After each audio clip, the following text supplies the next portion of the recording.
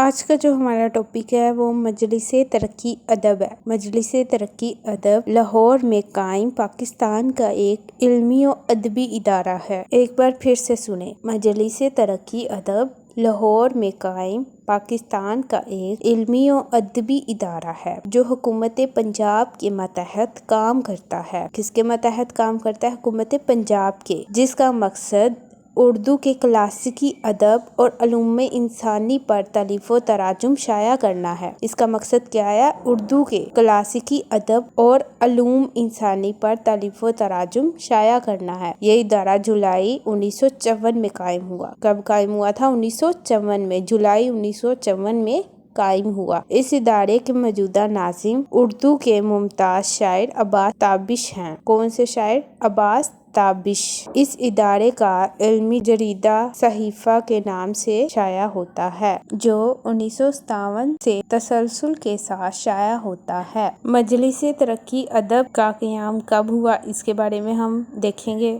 مئی 1950 میں اس وقت کی حکومت مغربی پاکستان نے اردو زبان کی ترقی کے لیے 1,00,000 روپے کی امداد سے محکمہ تعلیم کی نگرانی میں ایک ادارہ قائم کیا، جس کا نام مجلس ترجمہ رکھا۔ دوبارہ دیکھتے ہیں اس کے بارے میں کیا لکھا ہوا ہے۔ مئی 1950 میں اس وقت کی حکومت مغربی پاکستان نے اردو زبان کی ترقی کے لیے 1,00,000 روپے کی امداد سے محکمہ تعلیم کی نگرانی میں ایک ادارہ قائم کیا، جس کا کیا نام رکھا تھا؟ مجلس ترجمہ رکھا۔ اس ادارے کا کام صرف اتنا تھا کہ مشرق و مغرب کی بلند پایہ علمی کتابیں منتخب کر کے ان کے اردو ترجمے کرائے اور انہیں شائع کرے۔ اس کا کام کیا تھا؟ اس کا کام یہ تھا کہ مشرق و مغرب کی بلند پایہ علمی کتابیں منتخب کر کے ان کے اردو ترجمے کرائے اور انہیں شائع کرے۔ جولائی 1954 میں ادارے کو ایک نئی شکل دی گئی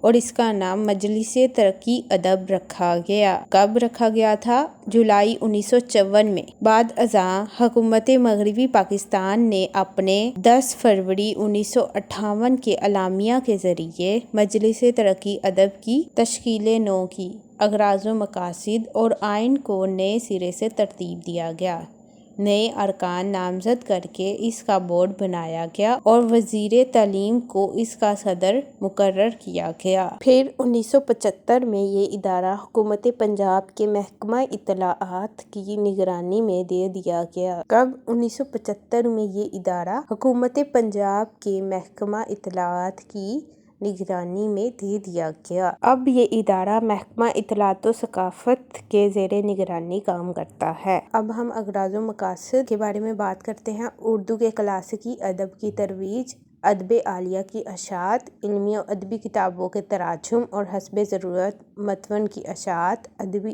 مقالات و مسودات کی اشاعت، کتابوں پر انعامات اور ایوارڈز کی تقسیم، سال کی خوبصورت ترین نظم پر انعام، سال کے سب سے اعلیٰ مضمون پر انعام۔ یہ سارے ہمارے پاس اغراض و مقاصد ہیں۔ اس کو اچھے طریقے سے آپ نوٹ ڈاؤن کر لیں۔ چینل کو لائک کر دیں، سبسکرائب کر دیں اور بیل آئیکن کو دبا دیں تاکہ ہر نئی آنے والی ویڈیوز آپ کو ملتی رہیں۔